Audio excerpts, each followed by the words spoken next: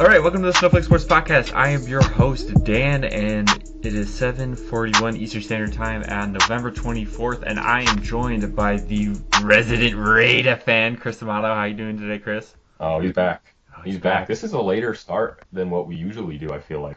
This is like like a half hour. 7:41. It's been dark for like 4 hours. Yeah, it's a doozy up north, you know. Throwing me off a little bit.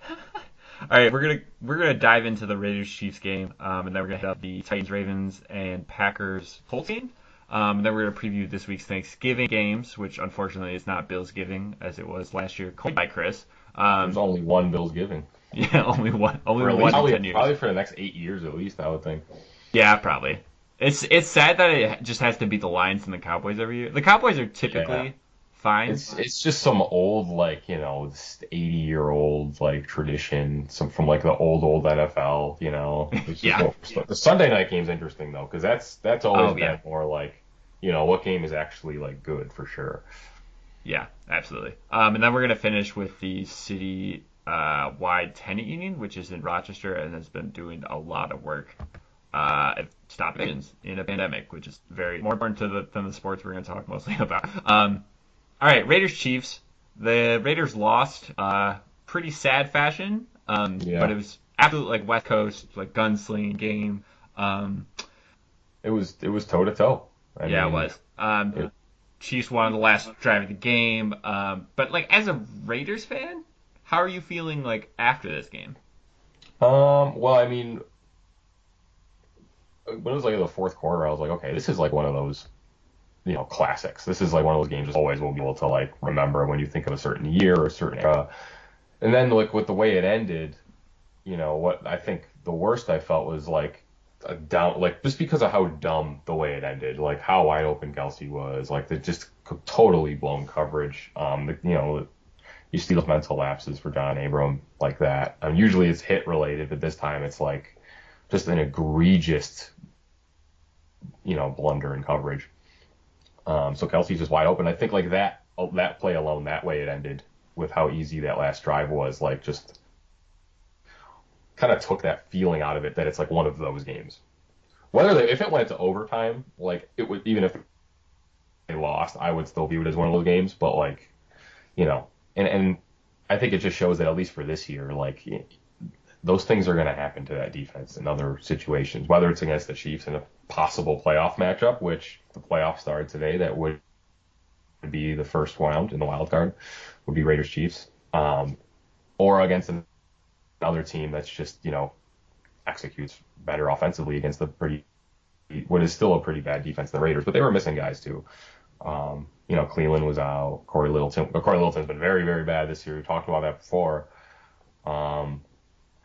Also, LaMarcus Joyner was out, who's been pretty solid in the nickel coverage. I think, especially now that Trayvon and Arnett, now that Arnett's healthy, are kind of holding their own, especially Trayvon, who's been really great. So, I think it's still just the young defense I think is getting a lot better. They're able to not be totally pathetic at times anymore. I think the last few games they've been really, they can actually burst once in a while. They're actually now, I think going into this week, they were 14th in pressures in the league all of a sudden. Okay. Because that first game against the Chiefs, they had pressured Locke a lot. They pressured Herbert a pretty good amount. Cleveland had probably his best game, his best game since his rookie year against the Chargers. He kicks their ass. That's just what he's a different player when he faces the Chargers so far in his career. But I think that's just going to be a ceiling for him, because I think they're going to make more blunders like that. But the offense, Derek Carr is, exactly what everyone was kind of waiting for. Or at least by everyone, I mean, people like me, I guess. Just the level of just automatic offense he has, the accuracy, and how decisive he always, it always seems like he knows exactly where someone is going to be. You don't see the kind of panic throwaway. You don't see the way average or bad quarterbacks look when they get pressured or when things are they're getting flushed out or things are taking longer to develop. He doesn't freak out. The way he kind of started doing, I think, in 2017 and in the year or two after that. So that's a really, really good sign. And I'll say, people say oh, this offense really, it's really something else. And it's like, yeah, it has been. And you know what? I think people are overlooking what I think are some, the talent deficiencies. Like I really don't really like, you know, too much of what I'm seeing out of like Ruggs this year, right? Like this is looking like, not that condemn him yet. I think he's been great. He's been, great. He's been willing to learn. I've heard all nothing but good things about him and his willingness, I think, to be that kind of number one guy. But like, whenever it's time for him to make a play, like a couple of games ago, I think it's the Broncos, he just completely just donut hold one, just went between his arms, wasn't even close to his hands. Carr dropped it right in there in a deep pass. A couple other drops, some in mid range, kind of some on the sidelines. There's been a time where he cost them a touchdown because he just waited way too long to drag his feet. So that's been disappointing, and he's been kind of leaning towards like, what I got so pissed off about on our live stream when they picked him over CeeDee Lamb. Because what do you see CeeDee Lamb doing? He's kicking this ass. Weekend too. Had a nasty touchdown here. Yeah, CeeDee Lamb, especially this week more than any other, like where you see Henry Ruggs on Sunday Night Football being used as like some, jet sweep, like toy, like some kind of distraction. And actually, and even getting getting handoffs sometimes in one catch or two catch. Instead of then you see CeeDee Lamb, you see Justin Jefferson, who are in the same game. And they're looking like they're already elite. I mean, CeeDee Lamb has been the best slot receiver in the NFL almost. I mean, yeah, but he's been, exactly what I thought he would be, CeeDee Lamb so far. They've both been what I thought they would be, and that's not good. But like I said, though, Carr is making it work regardless because he's got guys like Waller. He's got the running game. You see, Devontae Booker is, a pretty tough runner behind Josh Jacobs. So. They're just able to score when they want. And again, when it seems like the two games the Raiders have played them, everyone's like, wow, the Chiefs defense is bad. And it's like, well, they're usually like about 5th, 6th, 7th, in as a defense overall. Do people say that? Because I think it's more, you're probably just leaning into this, but it's the Raiders offense is the good one. Well, I mean, like they just make them look like that. Yeah. Which it's just weird. Like, and I really think maybe there's just something with the way the roster's built, They might just have very just a matchup problem. I mean, it's not a secret that the reason that they might have reached for Ruggs is that Lee Gruden himself said like, oh well, he's like a Tyreek Hill, and the Chiefs have Tyreek Hill, and we want to beat the Chiefs. That's simple math. Yeah, it's like something you kept hearing as a justification for like roster moves, especially some that might have been a little bit questionable to some people, like drafting Ruggs over Lamb. Or over Jerry Jeudy even, who I think's been pretty good with probably not as good as quarterback play as I think some people might have thought. But with that said, Ruggs is getting elite quarterback play. Ruggs is getting I think Carr is he's playing to near an MVP level. I don't think the numbers overall will be there. And Mahomes, I think, especially after this match, he'll probably get the MVP instead, I think, especially with how Lamar Jackson's been looking. But I mean, Carr is, he's completely dragging, I think, a lot of this team. He's dragging, and Rodney Hudson at center as well is dragging an offensive line that has not been close to what it was supposed to be. I mean, it's the highest paid O-line in history, with the highest paid O-lineman in history, Trent Brown, just having a pretty bizarre season overall. A really classic, like, expensive Raider season, where they just... Spent way too much. They're just doing a bunch of weird stuff, and then but then I feel bad for him too because then he had the IV accident after some a suspiciously long injury, right? Which wasn't his fault. And you don't know how much what happened to him. He's a huge guy, so like he was infected with COVID, so you don't know too much of what's keeping him out at this point. But it's just been really weird in the middle of all that. Like you feel like in other Raider years, like the years where they were bad, right, or the years where the older Al years, like 10 to 12 years ago, you would think that those things, those are the things that add up to like dominate the story of a season, right? And they just have not let that happen this year. And I think starting last year after the AB situation, the way like how quickly they kind of turned themselves around from that, to the point where it was kind of an afterthought. The conversation totally changed in the middle of last year, especially after that London Bears game, to where all of a sudden the goofy storyline still happened because that just seems to happen to the Raiders, like with just the weird stuff going on. But they just seem to go away because they brush it off and they go out there and they play and they win in pretty much any way they want. They beat people toe to toe. They can throw bombs. They do all kinds of things with a roster that just has never really had everybody. So yeah, I mean, I feel fine about it. I mean, you don't want to fucking lose, but like they're better than what I thought they'd be this year just so far. I mean, that's the very least I can say. Yeah. I mean, it's definitely a moral victory because you can go toe to toe with the Chiefs, which really no one has done. And they already past, beat like, them. And they've outscored them overall in the two games combined. It's like 72-68 or something like that. Yeah. So, I mean, they're right there with them. Because even people who might have thought the Raiders were going to be pretty good this year, or at least a playoff team, going into the year, I don't think anyone would have been like, oh yeah, like Carr is definitely the guy to outduel Mahomes. Yeah. That's why we That's want it. Because he can outduel Mahomes. And I don't think anyone was making that argument.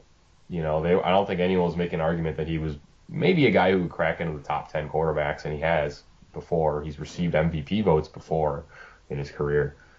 But definitely not a guy that can do that. And I think that's like the thing. It's like, wow, like not only is the team doing at least as good as they were, pulling off some upsets, but it's because Carr is better, not because of some, running game and O-line that's masking quarterback and receiver issues. It's a complete package.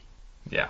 So I think that's the thing that's really, yeah, like they should be like, a 5-5 team maybe right about now is kind of what I thought they would be at, with 2 Chiefs games, a really tough schedule in those first 10 games, Chiefs coming off a bye. I think 5-5 was like, because I thought they'd go 9-7, so maybe they'll blow them, maybe they'll be the team to finally lose the Jets. But because they have trouble with the Jets lately, like last year they went to the Jets game they thought was going to be really easy, East Coast game, everything's shit, it's New Jersey, and you go out there and you just you shit your pants, that's what happened last year. So hopefully that doesn't happen. It's like a slightly shorter flight now, though. Maybe that'll help. The extra 30 minutes or whatever. Probably like an hour. Yeah, probably like an hour shorter. Yeah. That should help. Yeah. The time difference is still the same though. So I yeah, guess no, it is. So that's really all that matters. Yeah. The only thing though, so you didn't even bring up Nelson Aguilar. And we were texting before the game. Is he really? No, he's not. Not right now. Are you kidding me? Crucial drops in that game. Yeah, but that's Nelson Aguilar. That's like who you get. But like the fact that I don't like that. He gets that dime in the first half. Dropping stuff that could win the game. Oh, come on. Well, okay, first off, he's not even the best receiver on what I'm team. saying is I think Carr is making him look good. Like, he's been great, don't get me wrong. Like, I didn't think Aguilar, but I think it seems like Carr elevates. He elevates guys, I think. Oh, he's definitely elevating Aguilar, but like Aguilar was like a guy that probably should have been like the 4th best wide receiver on a good team. And currently he's like the 2nd best receiver on this team. Well, he's got like 6 touchdowns, I think. Yeah, exactly. And he's like yards per attempt is absurd. I think it's like 18. He's been good. You know what? I'm gonna look up his yards actually. So it's 18 yards per reception, 11.7 yards per target. So I feel like he is like the guy that they wanted Ruggs to be, and like Aguilar just kind of filled that spot. And this is a guy that only got 443 yards, but I mean, he's a deep target though. He's a deep target that like is helping Carr push the ball down the field. Like Carr's always doing these like checkdowns last year, and it's just like, oh, when is he gonna, when is his arm gonna be better? He's saving Ruggs' ass, I think, because he's at least able to usually perform the function of being a deep threat because he just has the speed and the athleticism to do it. But what I'm saying is he's not a number one. He hasn't like changed the whole lot. I felt like that he was already capable of this. I always thought like he was pretty solid with the Eagles for a lot. He had stretches where he was very good. Not last year though. He was pretty. Well, I guess he got hurt a little bit last year, but he was not. Like he's shown flashes of this before. Like this isn't out of nowhere, I don't think. I mean, but he's a drops guy. He loves dropping the ball. Yeah. And Ruggs has shown that too. Like Ruggs has just shown like very sloppy like he's developmentally a step behind, his peers. But, I know Aguilar, but Aguilar, he's just more experienced. I think that's really what serves Aguilar, more than a guy like Ruggs being the preferred deep threat is that now Aguilar, fast enough to do it, obviously, but he just knows how to run routes better. He just knows how to get in position better. It always feels like whenever Carr goes with Ruggs, it's just like he's just a step like away from where he needs to be. It seems like not that he's not going to get to the ball, but he's like to the right ball, and the ball's about to drop like maybe a couple feet to his left. It's just like why are you take for granted as like a viewer that like at the very least your receiver is going to be like at least the direction of the ball, right? And he's not able to do that. And he just runs these really weird routes. But Aguilar is, I think, hiding a lot of that because he's been so, just consistent for them. And also there's Waller as well, so it leaves Aguilar more wide open. Yeah. I mean, it's just interesting to see that like they get Ruggs in the draft to try to be like Tyreek Hill, and I feel like they're using Waller to almost be like Travis Kelce. Like the way that he ends up being out like wide, and he's just like he's basically their go-to like big guy, like in the red zone or just even really anywhere on the field. And he's just been killing it. He's definitely like a top 5 tight end. I just like how they use him in a way where they, will throw like a screen to him, and then they're like, oh yeah, just go run through these guys. Just shrug them. Whereas with Kelce, it's like he's using him like a straight up receiver. Like he's always in the middle or down the field. Whereas Waller, like sometimes he did drop a big deep one against the Broncos last week. So he's had a couple bad drops. He had a couple against the Browns. That was crazy weather. But this past game, you see him throwing screens, and they just basically are just telling him, go, you can just juke 2 or 3 of these guys, or at least just run right by them or through them because he's 6'6". So I really like that he's, able to do that too. It's like you always see him do something a little bit different, whenever he has a great game, like he does, like he's just had against the Chiefs twice now. Yeah. Yeah. Yeah, he's just been phenomenal. And I just love the story too because it's just he had all those drug issues before, and now he's like he's a world class man. Yeah, he really is. I love him. Yeah, definitely. Love him dearly. Almost enough to get a jersey, but I think I'm done with jerseys. Yeah, I don't understand the allure of just like jerseys because they just are kind of expensive and you never wear them. Really? I'm 28, man. I can't just buy a jersey. Yeah. Not gonna do that. Yeah, I gotta buy other things that are more important, like a PS5. At 28. All right. Moving on, though. Talk about the Titans-Ravens. So the Ravens were up in this game 21-10 in the second half, and then blew this game again. And this is one of the things where it's like, if the Ravens are up, they should, be able to run the ball, do all this play action to kind of kill the clock, especially on a Titans team that almost tries to do the same thing. But like the Titans, they just didn't really seem phased at all, and just kept like running the ball, and occasionally getting it to AJ Brown, getting it to Henry. Yeah, and getting it to Corey Davis or like these guys. They ended up winning 30-24 in overtime, and it's just one of those things where it's like they got him in the playoffs last year. They got him this year. It was a little chippy this game because the pregame. Is this the first or second time they faced them? No, wait, because never mind. They're not in the same division, so this is the one and only. But they were doing something on in the middle of the field. I forget what like ritual they were doing. The Titans, like this is in Baltimore, and then like John Harbaugh goes out there and tries to be like, "Hey man, you can't do that," and it's like this little scuffle thing. But it was just kind of weird, and I was watching. Can't do that. I was watching. That's probably exactly what he said. Yeah. Hey, That's exactly quote from Snowflake Sports Podcast. Yeah, you heard it here first. But then so Rex Ryan on the Greeny show, I forget what it is in the morning. He kind of was going in, like, where are the Ravens on? It wasn't Get Up. It's like the other one. I don't remember. I don't really care. It is Get Up, isn't it? No, because it is Get Up because First Take is the other one. Get Up. But so he was saying that like the Ravens players should be out there, starting a brawl, like, and you don't want them to start a brawl, but that's what should have happened. Like there should have been Ravens players like inspired to be like you're on our logo, like fuck you, like we want it. This is our home field. and then like it kind of started, and it was a pretty chippy game throughout. But I think the biggest thing of this game though is that like Lamar Jackson is just not really as sensational as he was last year. And he had a really bad pick today, or I guess yesterday too, where he was just trying to throw to this Devin Duvernay guy who's not really like a premier receiver on this team, though they're really slacking on receivers on this team. And he just gets picked off. It's just a very errant throw, and that kind of sparked the comeback for the Titans too. It's an eternal like Ravens problem is to not have like an elite receiver. Though they had those Flacco days, they had Jacoby Jones, right, and Anquan Bolden. They'd pretty filled. Anquan had a solid year with them, I think. That was like older Anquan though, right? No, that was like middle Anquan, I think. Okay. Yeah, he was solid. But I mean, like, that was a short stint, you know. They never have that guy. You know, they don't have, it's always like a thing they're looking for. Or, you know, I mean, I think Lamar Jackson solved their running problem that they had for a while. But overall, I mean, they could miss the playoffs, which I think is really weird. And I'm not really sure, like, what the difference is. I mean, I think their O-line suffered some big injuries. I mean, was it Ronnie Stanley or Staley? Yeah. Who signed what is now the most expensive O-line contract that used to belong to Trent Brown, and then immediately got hurt. So it's, you know, a crucial Are you sure? player. Didn't Mitch Morse break that though? Mitch Morse, I thought was like the most expensive. Did they sign him to an extension like this year?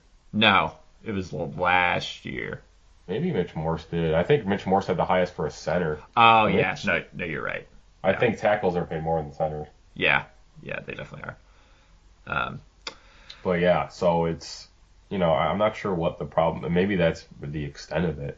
You know, when you talk about someone doing something on the symbol, you know, or you start to get like into this weird like cultural like pride thing, and it's like, yeah, maybe that is, you combine that with like how they've looked lately, and you could say like, okay, maybe there's something, you know, spiritually wrong with this team. Like they're just not, there's something going on there. You know, you don't know what that could be. Or it's also just like, oh, like these are all guys who like, you know, they don't know about all that. Like they don't know about like disrespecting the symbol or like some like ritual thing, you know, like maybe not all the players in the team like, you know, get it. Like, you know, they don't see what the big deal is enough to go fight them about it. So they could also be that too, you know. I mean, I don't know, but I think overall it's always safe to, when you see a big injury happen to a team and all of a sudden they're not playing it, it's safe to assume that like, oh, like that's probably what the problem is. Is that Yeah. You know, they just kind of they have a style where like, you know, things kind of need to go a certain way if they're going to be running the ball all over you with Lamar, with, you know, J.K. Dobbins is kind of popping now. With Mark Ingram, who's always solid. I mean, but now without that line, and that gets disrupted, and then their lack of receivers gets exposed. You know, which they were able to hide until they faced the tough Titans defense, which is, as we see, is struck again. Or at least their offense is now caught up to what their defense was. So, I mean, it's really possible the Ravens can miss it. I mean, maybe they'll get in except for the Dolphins, right? I mean, I don't think the Browns are going to stay in that spot, just because they've, you know, 6 of their 7 wins are against losing teams. So it's going to be interesting, that's for sure. I mean, it's like a 4-way tie right now. Yeah, that last 7 spot I think is going to be. I think they'll be fine. It would be cool though to see I don't think it would happen. Maybe, you know, it depends on what the seeding is, but to see a rematch, you know, I think that would be one of the more interesting games you could have. But I don't know. I think as far as like, what did they do, by the way? What did they do on the symbol? I didn't even hear about that at all.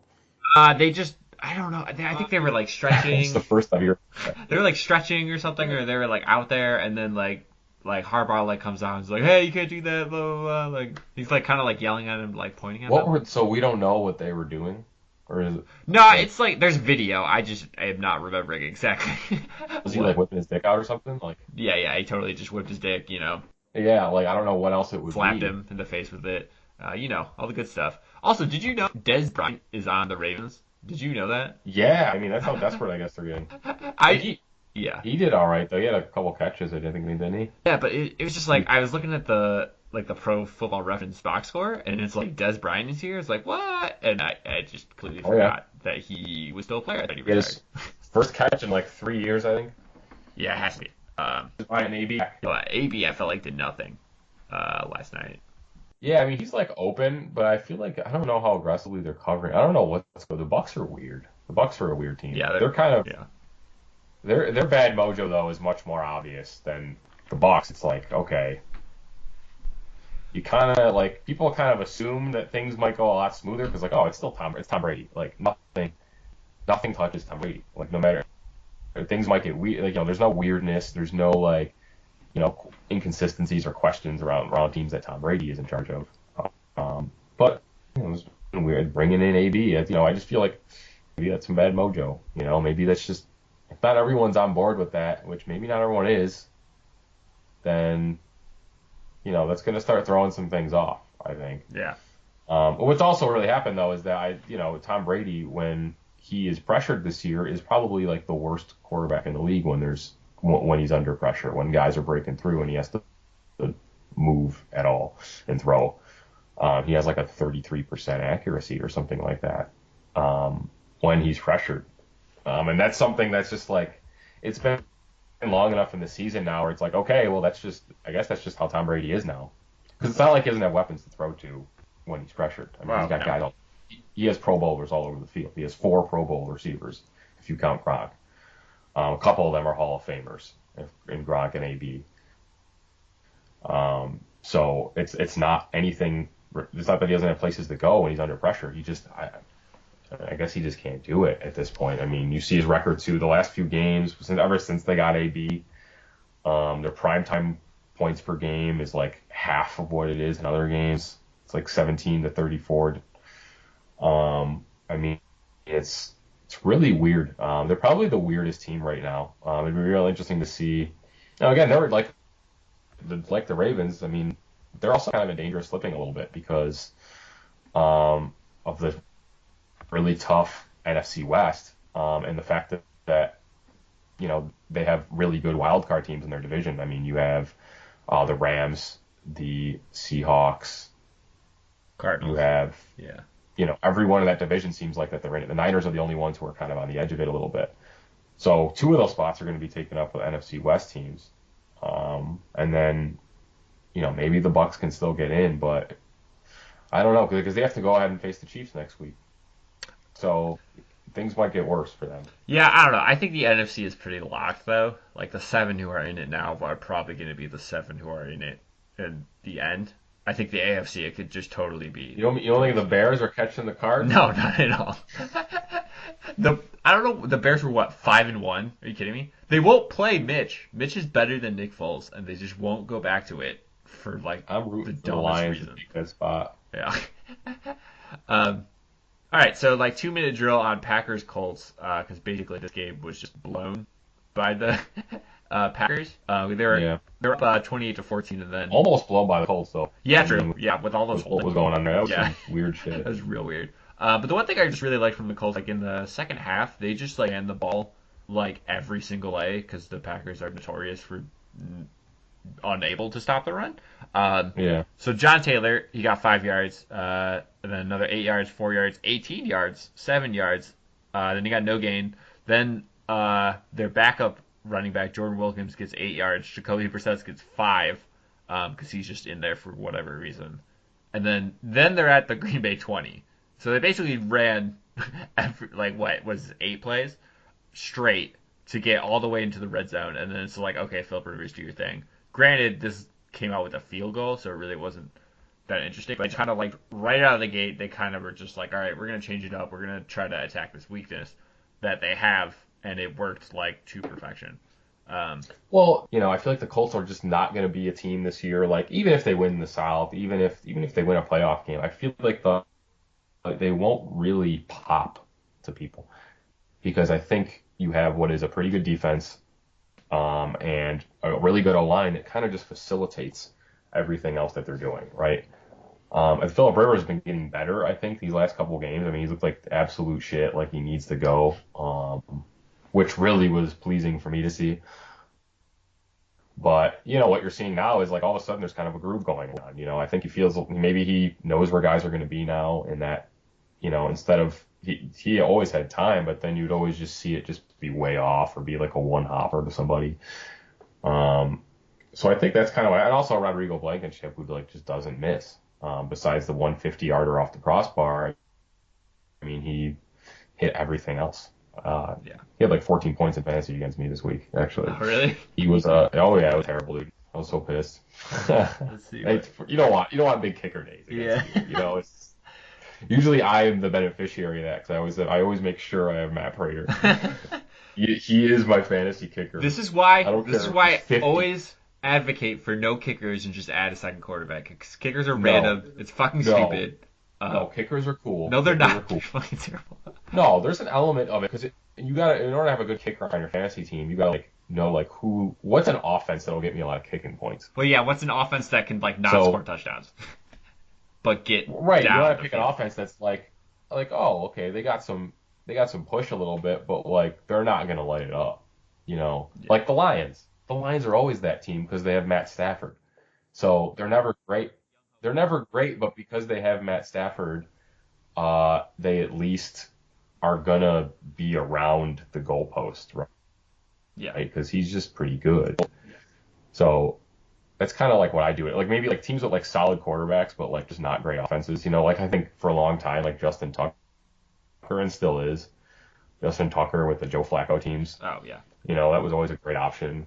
Or the Alex Smith Chiefs, picking Harrison Butker. Butker, yeah. Yeah, I just hate it. I hate kickers. It just seems random. And just pissed because you're losing games now. Yeah, whatever. I was killing it. Yeah, you're falling back. I'm gonna snag it. Right. I'm gonna snag the title. Yeah, whatever. Fuck you, Chris Bleedy. I don't. Chris Bleedy always comes in. Always gets some stupid trade that the app we're using, an NFL app, which I know a lot of people hate. But this year you can go to, you can look at all the past champions since we started using the app. Oh yeah. Which was senior year of college. Yeah. Did you ever look at that? I have, yeah, because I think I've seen that I scored the most points. I think or something. So it's just it's so cool because it's like a legacy. Yeah, it's a Hall of Fame. I saw that Chris only won it once. Yeah. Or no, Chris only won it. I think maybe he might have only won it once. I think. Well, he's always in the mix though. He's always I know. I was like, oh my god. And then Shen won it 3 times. Yeah. Well, he's his record was the exact same every time. 12. He finished 12-4. They're the consistencies. They're the Patriots of Shen is the Patriots. Yeah. But I mean, Chris is up there too. Chris is the Steelers, I guess. This was a straight up basement team last year. Oh yeah, that's true. He was the worst team in the league. He almost lost out. He won 2 games. Yeah. All right. So let's stop about fantasy. Fantasy rock. All these people that don't know who Chris is. Fantasy cast now. We're gonna preview each game. And the first 12:30 Eastern Standard Time game is the Texans and Lions. So this is gonna be Deshaun Watson versus Stafford. Yeah. Texans already fired their coach, and Matt Patricia's probably on his way out at the end of the year.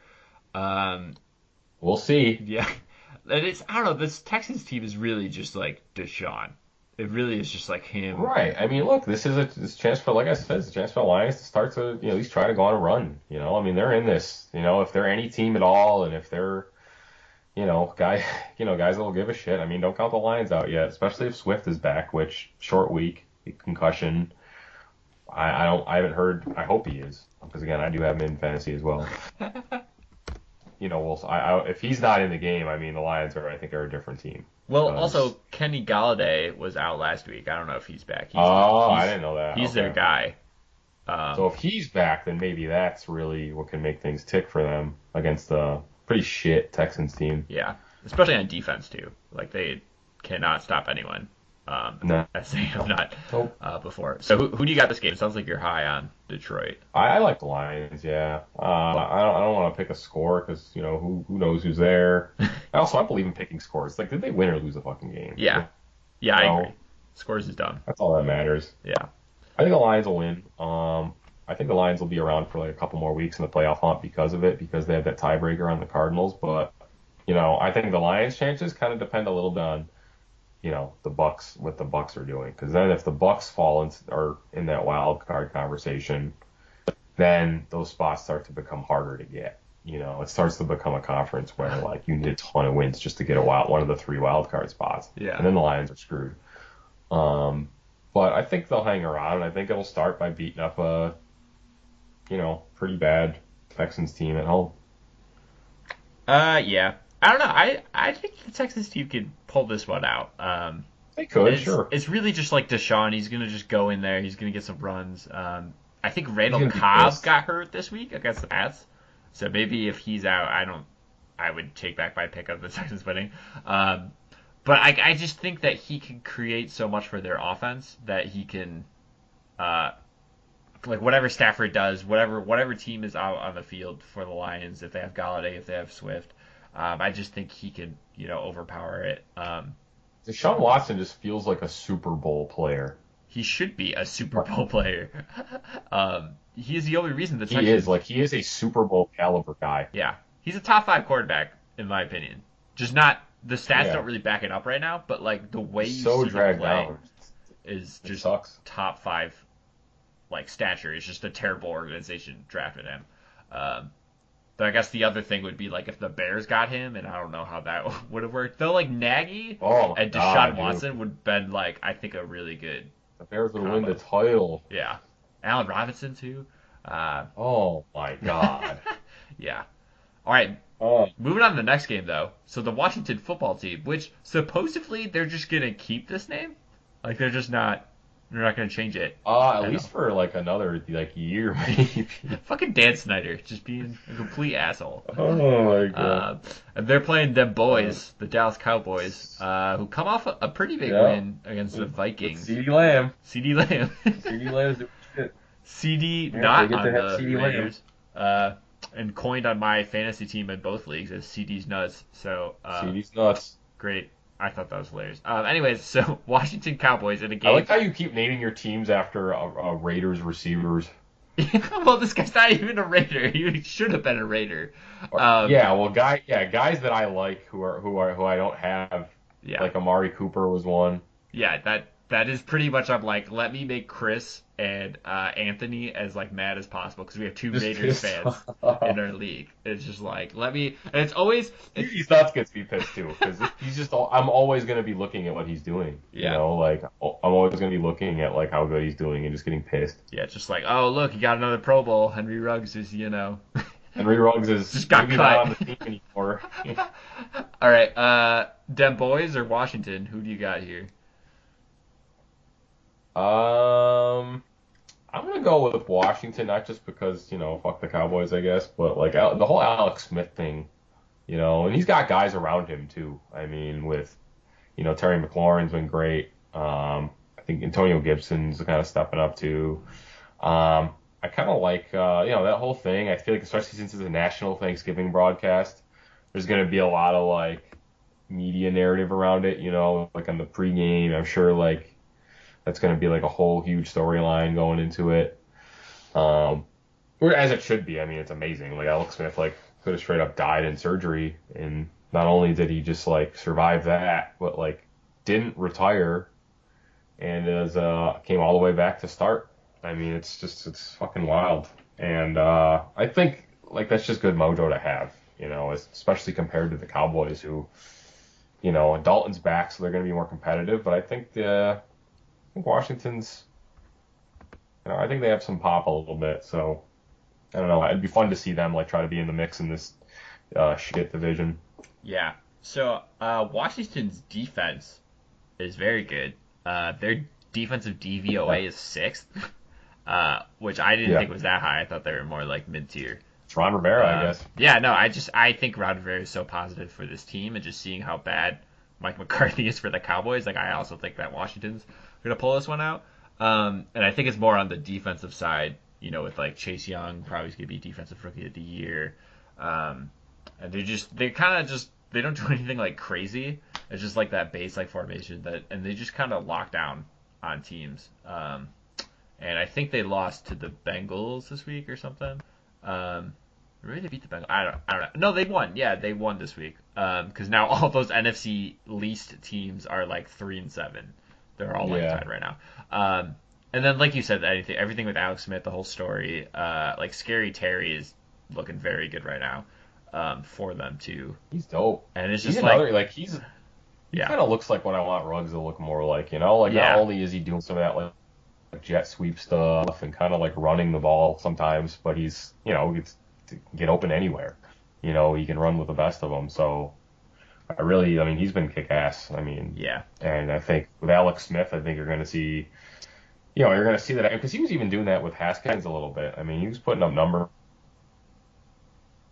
with Haskins, who's like got demoted to third string. That's what. So they got guys, and I think it's enough. Yeah, I'm so like confused with the whole Haskins things. Like, I know he wasn't doing great, but like, you're already gonna move on a guy in his second year when you drafted him.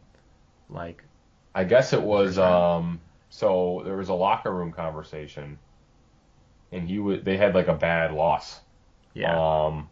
Again, I forgot who was it against, like earlier this year, and I guess. Yeah, I heard this, that he was like bragging about his stats to somebody. Oh, really? Like in the game that they like lost horribly and like really made everyone like it was like embarrassing, and that's what he was talking about. Okay. And I think that was some big part of why too. No, that makes sense actually. Because he had some garbage time, bragging about garbage time touchdowns. Yo, bro, I got like 350 yards and 200 of them were in the fourth quarter when we were down by 30. Yeah. Oh my god, that was basically it. Okay, that makes sense now. But like that's what I heard. I mean, and that makes sense to me because like, but without that, it didn't seem to make a lot of sense. It was kind of just like, okay, like why are you just ruining this guy's career already? Yeah, and I don't know. I think the NFL, especially nowadays too, there's just so many adequate quarterbacks. I wouldn't say like, Hall of Fame amazing ones. There's just ones that can like, at least churn out 200 yards, like not a lot of picks or anything. So you're very replaceable in that aspect. Yeah, well, there's a lot of guys, who can, or just a lot of veteran guys who are just fucking, they're bearing down on you, like they want to keep getting those millions of dollars, getting that bread every single year. Yeah. Get that cheddar for a backup. Yeah. So like if you go in there like one or two good games, if you just turn out one or two good games, even if you don't like help get the team to the playoffs as a backup, the starter gets hurt or something or gets benched, I mean like teams are gonna see that and they're gonna, even if you don't get to stay, like they're gonna go pick you up and pay you more money. Yeah. So like, I feel like maybe a lot of guys, and maybe it's understandable, but like a lot of guys were drafted in the first round, drafted high as a quarterback. Some of them might take their spot for granted because they know where they were drafted. They know what's being put on them. So sometimes you got to send a message like, hey, maybe you're not unbenchable, especially if it's true that, you're kind of talking about garbage time stats when your team's season just got obliterated. Yeah. Yeah. All right, moving on to Ravens Steelers. The big game, I'd say this is probably game of the week too. 10 COVID cases apparently. Oh right, so 5 of them are players, Ravens, and I think the other 5 are staff. But I mean that didn't really stop the Raiders last week, right? They had like 7? No, they had one. They had one from Corey Littleton, which was from the week before, but Cleveland was the only one who had COVID. And then the rest were because they were kind of hanging out with them because they were all on the defense. Right. And they were working out with them too, so they were all like suspects, but they kept testing negative every day, so it didn't matter. Yeah. All right, so who do you got in this game with the undefeated team and a team that's has with the COVID in mind, I mean, even without that, I mean, I definitely got to be the Steelers. I mean, like we said, the Ravens are they've been off. It seems like the Steelers do a lot of what has hurt the Ravens. I think they're going to have the kind of defense that can trap Lamar. They can limit what he does, putting pressure on the receivers that don't really exist besides Mark Andrews. So I think it's going to be a tough game. I mean, it's a primetime game. It's a division game. So maybe maybe they won't get wrecked, but maybe it'll be a close game. But I think the Steelers will go 11-0, and I think the Steelers are interesting because of any 10-0 team. I actually just saw that have like the second easiest record. But with that said, like they've still beaten some pretty good teams. I mean, they've beaten the Browns. They've already beaten the Ravens. I'm pretty sure. Yeah, they did. Yeah. Yeah. Because they faced their whole division already. So they've beaten the Browns and the Ravens are both 7-6 win teams. They're right in the playoff mix. They beat the Titans. The Steelers did, who are pretty good. Also a playoff team. So it's not like they haven't beaten anybody. But I think what you can say about that is, at the very least, they're not a team where it's a 10-0 record that's immediately like, oh, they should win the AFC. Because I don't think they still don't feel like the best team because of that. See, I completely disagree with that, and I feel like most like people who get paid to do this like nationally are thinking that like it's still the Chiefs division, there's still conference to win, and I don't really get that because I feel like the Steelers are more complete. Like their defense is the best defense in the NFL. Like I feel like unquestionably, maybe you could talk about put the Bucs in there, but like their front seven with like Bud Dupree and T.J. Watt is just incredible, and then their offense is just also, they're not great. They're pretty okay, but like they have wide receivers like with Chase Claypool, with Deontay Johnson, Juju Smith-Schuster. It's just like, and then when you have a reliable guy like Ben in there, even though he's not the Ben that we've seen these days, I don't really see that. Where do they keep getting these receivers from? They just I don't know. grow them. Also, I think it's much more of like Ben like pulling them up or elevating them to a safe spot. That could be it. I mean, who are his other receivers who have gone on after Ben to be like really good? Yeah, I mean, AB's a weird situation. You don't really know with him. Martavis Bryant was never great, I guess, with the Steelers, but he was out of the league. I mean, Plaxico Burress was pretty good with the Giants when he moved. That's going way. Yeah, that's way back. Yeah, it's like when Ben was young. So I think Plaxico may have been with Tommy Maddox even. But yeah, I mean, Santonio Holmes didn't really. I feel like he didn't really pop as much. Was he with Washington? I forget who. He went to the Jets. Oh, right. After the Steelers. Gotcha. I'm pretty sure. But yeah, I mean, you're thinking it's Washington. Maybe you're thinking of Santana Moss. Remember him? Oh, yeah. Yeah, he was good. I loved him. Yeah. But yeah, I mean, with that said, though, I think the Steelers will win this game. I'm not sure about the Ravens' mojo. They might miss the playoffs this year, honestly. Barring a possible collapse from their division rival Browns, which I think is likely. So we'll see. I honestly give the Browns more of an edge. Like, it seemed weird. I don't know if you were. The Browns are getting it over the Baltimore Ravens? I think so. Because I thought Twitter was a little strange. Because, like, I saw a bunch of Eagles Twitter just going off on, like, how crazy bad this game was and how bad Carson Wentz is. And it's just like, we've seen this the entire year, how bad he was. The only thing that's different is that, like, Myles Garrett wasn't on a bad Browns defensive team. And they still couldn't move the ball with him. But, like, the way that Nick Chubb they just run the shit out of the ball with Nick Chubb. And then they do this play action with Baker Mayfield and gets Jarvis Landry open. Like, they have talent on their offense, and if that could carry them to that playoff spot, and I haven't seen their schedule ahead of time, but going back to Steelers-Ravens, I think it would just be weird if the Steelers don't win this game. I think it will be close. It'll be competitive because it's like the interdivisional games, like they're always weirdly close. Like a Bills-Jets game is always close. The Ravens are still good. Yeah, exactly. They can still put up. They were so close to beating the Titans. I mean, they could have went the other way, and this whole narrative wouldn't exist, probably, right? Yeah, it wouldn't be. They could have put them away, basically, too. But the first time they faced the Browns this year, though, I mean, I know Week 1 is forever ago. It was 38-6.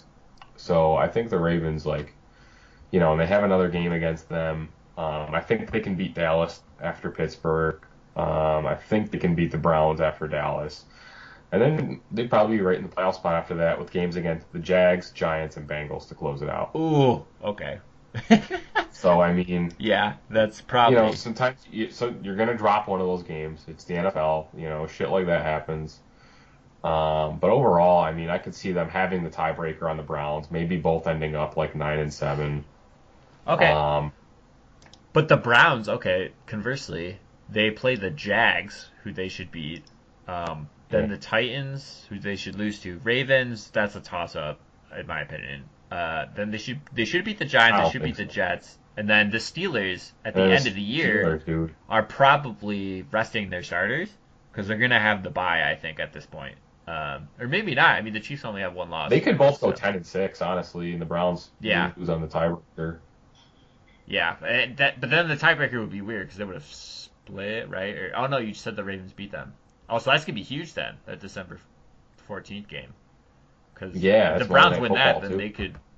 they'll have the The winner of that Browns Ravens game is gonna like be pretty locked into like a bottom wild card spot at least, yeah, to get smoked by the unless Chiefs. they both just like lose all their like a lot of games. Yeah, yeah, I agree. All right, moving to the, I guess, political side or just the actual newsworthy side. Rochester has a citywide tenant union, or I guess citywide tenant union of Rochester, and there's been some evictions that has been going on, or as attempts at evictions in downtown Rochester in a pandemic. Lo and behold, and we're trying to kick someone out of their housing. It affects all their like healthcare situations if they have kids, like their schooling situations and all this stuff. And this is just like it's a terrible situation for this. It's been mostly focused around this Chris Green guy who lives on Broad Street in downtown Rochester. And it's just see the collective like just tenants organizing and just being able basically like they created this blockade in front of this apartment to make sure that like the police cannot just come in and like rip him out of his home. Um, Yeah, it's like a whole discipline, I yeah, mean, you train for it, you gotta like they don't let people in there who like don't know what they're doing. Because if you do certain things when you're doing that, like you get arrested, and then it's on everyone to like help bail you out, or even though bail is not what it was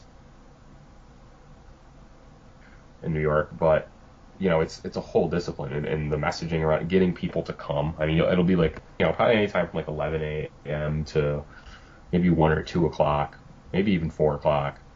And on Signal, which is like this anonymous messaging app, it's usually used for people who are engaging in things like that or in protests.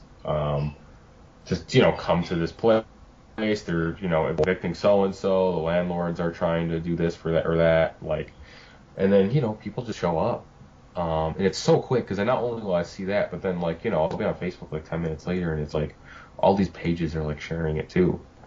yeah, And we're talking like look at these pages. Some of these have like thousands of likes. And they're sharing, and then other groups are sharing their posts on top of making their own. Um, so I mean, it's reaching thousands of people like within 15, 20 minutes, at most half an hour. And then if you can even have 50 of those people show up at most, maybe 30 even. yeah, That's strong enough to prevent an eviction from happening. And I think the reason why it's also been, besides the pandemic and everything, but there's this kind of idea that there's an eviction ban until like January. But what it actually is a ban only if it's a COVID related reason. And it's kind of vague what that means, right? Because COVID affects everything at this point. Because of it's been 8 months, 8.5 months. It affects every circumstance. It's hard to pay out any kind of money for any kind of bill, just because of the chain effect of the economy. Um, so there's this idea that is actually a full ban, as if no one can ban and can evict anybody until January. But that's not the case. So what you're seeing is you'll find these landlords about to kick these people out. So what is now the cold, um, and just despite the fact that there's not really any housing to be found because nobody's doing any of this. I mean, it's hard to find housing at this point in the year, let alone with the pandemic. People aren't really in a mood to move, yeah, yeah, So yeah, but I mean, what I can definitely say about it is that I mean, the tenant union's been around for a while. I'd say housing and I think police related. I don't want to call it criminal justice reforms. I think that's like kind of not. I mean, it just sounds like weaker than what I think a lot of the radical um, activists are trying to actually do and are starting to achieve here in weakening the power of the police. But I think like any activism related to police, I think, and housing are the two that have been really really active here. And have kept like a lot of the local like I think activist base, whether they're liberals or leftists or whatever, anarchists. So it's been able to positively affect all other kinds of activism as well. So it's cool to see, and it's also cool to see like people putting their bodies in the line like that. It's kind of just like it's like what I'm just like at my job, so I'm just like okay, well I can't like go do that, and I'm not trained, and like I don't know. Yeah. I'm like, I don't know why you all have the time, but like, it's awesome. Thank you for doing that. It's great that it's such a huge community of people doing it too. Yeah, I mean, I think it's just kind of like the start of more organizing kind of thing, where it's like, okay, we could stop evictions now. What can we do? Can we like? I know Rochester isn't. It matters. Yeah, but like Rochester, right? Like housing itself is not super expensive, but it could get to the point where it is like you're kind of gentrifying people like out of their neighborhoods. But like, so now you have this union already set up. So if that does happen, then they can fight that also. Like it's not just like stopping evictions, and it's just like it's a way for like other organizing groups to finally like meet up and help each other. Because it's just like if you're in your own lane and you're trying to do all this stuff, like it's very hard to like reach out to other groups to do that. Like it just takes time. But most importantly, I mean, it's a place for just tenants themselves. I mean, how often? I mean, we're so individualized. I mean, if you're just a person who lives in an apartment, you really only think of yourself as a tenant when, it's time to renew your lease. When there's any kind of like, you got to think about where you're living. Then you start to process yourself as a tenant, right? As this person who has this specific arrangement and living situation. But when you can think about that constantly and really understand what that means, and then be in a coherent group with other people who are in that way. So I think that's the core of it, right? None of it would be working if it wasn't actually organized by people who are tenants in the city of Rochester, right? Yeah. And not just activist organizations who are maybe not directly affected, but are just organizing anyways. That's a part of it, but the core of it is people who are tenants who do want to rely on each other to exert pressure on landlords to at least keep things fair. It's not a solution, right? Ultimately, it's defensive in nature. Yeah. But, what we've been seeing, especially lately, especially with how I think the word's getting out more, so more people who are tenants are calling out. And I haven't seen any problem lately in actually avoiding an eviction. I think the police haven't been too heavy-handed about it from what I've seen yet. Yeah. I think even the RPD at this point is just like, okay, like, fuck it. What do you mean? Oh, you mean just like we don't care anymore? We're just like, it's not worth it. Yeah, like, we're not gonna help this landlord guy right now. Like, just fuck it. Yeah. like, we have our own problems. Which is good. You want to make them just kind of give up a little bit. Yeah. We don't want a worse public opinion that we currently already have. It's not worth it over like some asshole a landlord who they know is probably an asshole. It's probably pro police though. Someone else. Landlord. So that's maybe yeah. I mean they're partners in the social contract, right? Like yeah. It's kind of just they always end up collaborating, but like it's kind of a risk reward thing too. But again, even that is a result of the pressure that we placed on the police as well. So yeah, it's very encouraging. I think the last few years, I think Rochester itself has really started to fight back in a way that probably hasn't been seen a lot, and at least much in my lifetime.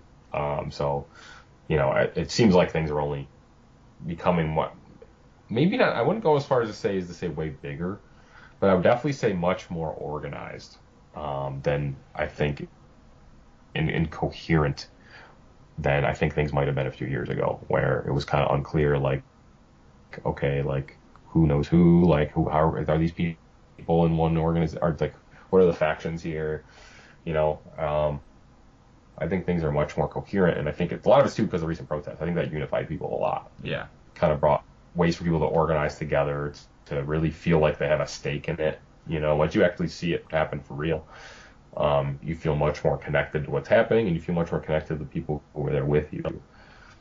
So I think that's a big part of it too, and that's the usefulness of protests too. Is like not only to whatever message or whatever disruption you're trying to do, but it's also like a good like it's a morale booster.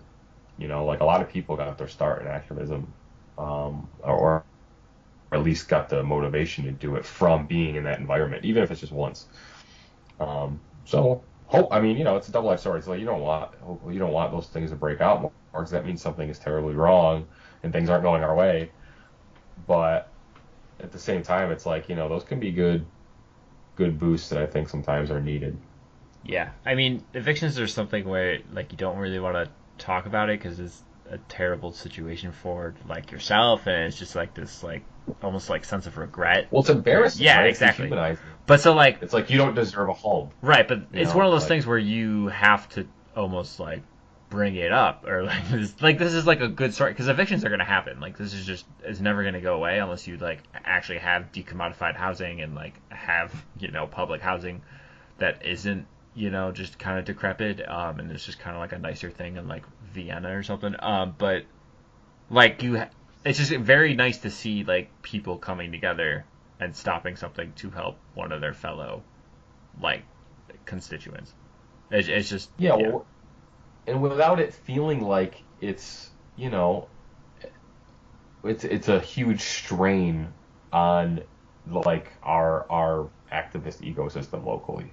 Because it felt like, you know, a number of years ago where whenever there was like something that was even if it was like something that was achieved or something that was like, you know, done well and organized well, and you know, whether it was stopping an eviction or, you know, achieving some kind of like legislative gain or anything like that, it always felt like, okay, now everything is just drained, you know. But now it's like no, we're gonna do this protest on this night, we're gonna go to this spot here, we're gonna stop this eviction here, we're gonna get this thing passed, we're gonna get that thing passed, we're gonna make gains in, you know, local state government. All of those things are all happening at once without draining the other. So there's like a foundation to it that feels so much more solid than it did a few years ago, where it felt like if if a few people were out of the picture or if one little thing went wrong, everything would fall apart, which is what happened. So it just really feels like it's, you know, I don't have to like worry about the stability of all that, at least right now. yeah, it's definitely positive going forward. There's definitely, because like I've joined the Central CT DSA and people are like sharing the Rochester stuff, and I'm like, oh yeah, that's fucking dope. Hell yeah, dude. So, because it's very like Hartford, New Haven, like population wise. Are they like, oh, this is badass? Yeah, like to an extent. I don't think anyone's actually said badass, but it's like we are trying to build like tenant unions, and we're basically like, oh, Rochester's like a similar city to like Hartford, New Haven, Bridgeport. So it's just like, because it's like you could easily talk about like New York City and like all the stuff they're doing, but it's just like that demographic doesn't match. It's not a what we have comparison here. Yeah, exactly. It's not a comparison. So like it's much easier to relate to that and be like, oh, look at that, let's try to do that. Yeah. So it's just cool to see that happening. All right, I think that wraps up the pod. Thanks again, Chris, for coming on.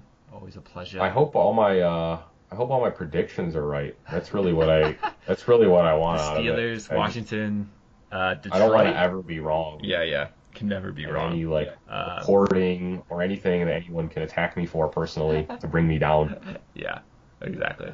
You can follow us on Instagram at Snowflake Sports. You can follow me on Twitter at Lucky Profession. You can follow Chris at Chris Crossover without an I. How do you yours? An OVR. OVR, right? Okay. Yeah, no. Yeah. There's no I in over. That makes Yeah. sense. All right. Have a good one. See.